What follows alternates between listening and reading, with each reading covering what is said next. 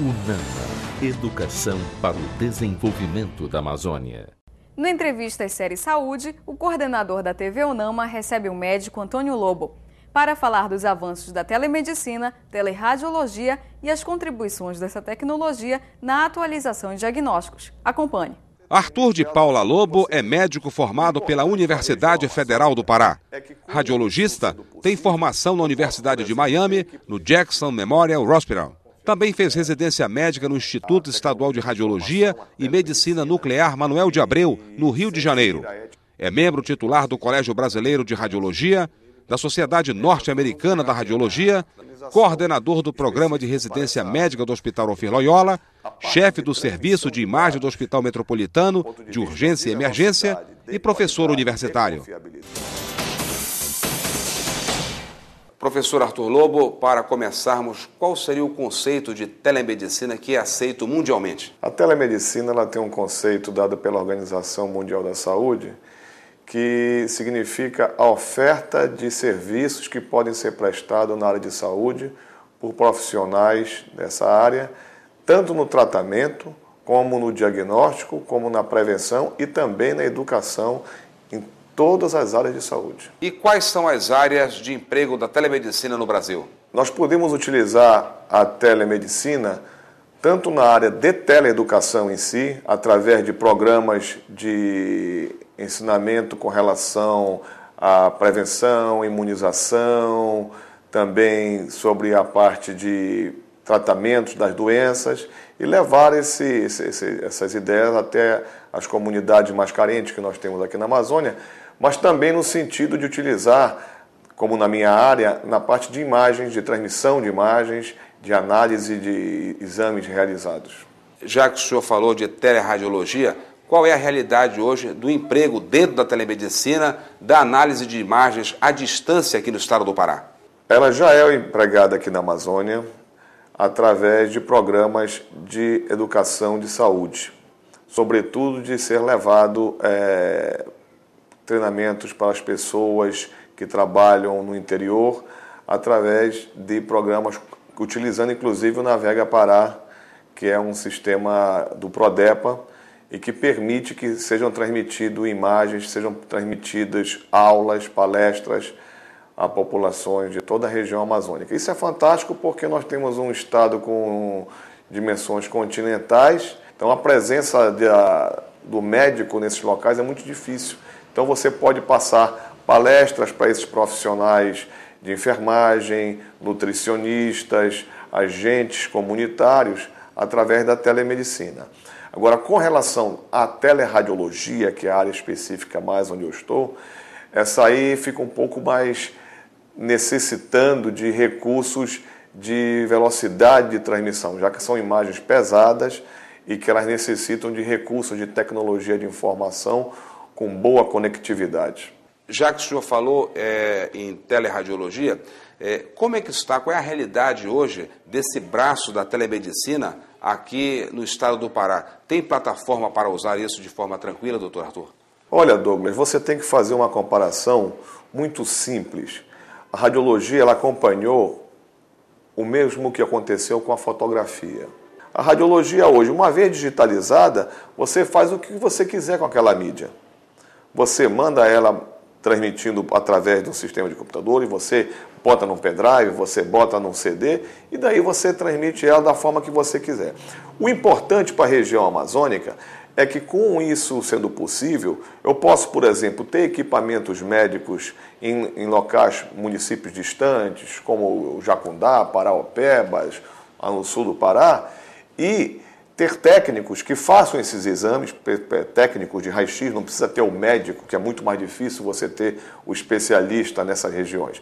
Então, essas imagens podem ser geradas e transmitidas para centros em que elas podem ser analisadas e, dessa forma, você pode fazer a triagem de que tipo de paciente deve vir para um hospital de referência ou se ele pode ser tratado naquele local. E de que forma a chamada rede universitária de telemedicina pode ajudar ou vem ajudando na qualificação e treinamento de agentes de saúde, da área de saúde e também de medicina? A rede RUT, a Rede Universitária de Telemedicina, ela é ligada ao Conselho Nacional de Ensino e Pesquisa, ela tem crescido bastante e ela tem permitido que as várias especialidades médicas façam reuniões científicas à distância. Então, por exemplo, nós já fazemos isso aqui em Belém, lá no Hospital Barros Barreto, utilizando a rede RUT, através do sistema chamado Policom de comunicação. Nós conseguimos fazer reuniões científicas de discussão de casos. Então, pega um caso difícil que apareceu no Hospital Clementino Fraga, no Rio de Janeiro, e faço uma sessão de pediatria, de radiologia pediátrica. Então, aquela imagem ela é colocada para o Brasil inteiro e salas no Brasil discutem, é apresentado o caso, a clínica, o exame físico do paciente, depois as imagens. E nós discutimos a nível de Brasil, online, em real time, esses casos todos. Você pode fazer vários cursos e, com isso, melhorar a qualidade da saúde da população. Qual é a posição do Conselho Federal de Medicina no que se refere à legislação, padronização, como se tem no mundo todo, para o uso da telemedicina no Brasil? Existe a resolução número 1643 de 2002 do Conselho Federal de Medicina, que ela é baseada numa reunião que teve em 1999, assim que começou a tecnologia de informação na área médica, que foi realizada em Tel Aviv, em que várias entidades médicas do mundo inteiro se reuniram em Israel para discutir de que forma se poderia utilizar a tecnologia de informação, a telemedicina, e sem ferir a ética médica, sem ferir, por exemplo, a privacidade dos pacientes. Tá? Então, se discutiu muito, primeiro, o sigilo das informações. Tá? Que isso aí é uma coisa fundamental, é você manter o sigilo com relação à doença do paciente e os seus direitos serem respeitados. Você também tem que ter confiabilidade naqueles dados que você está recebendo à distância. Então, o Conselho Federal de Medicina, ele regulamentou, através dessa resolução de 2002, a utilização da telemedicina. Ela pode ser utilizada como uma segunda opinião, por exemplo, você ter um médico presente no local e esse médico pedir uma segunda opinião ao médico num centro mais desenvolvido. Isso se faz com bastante clareza hoje já.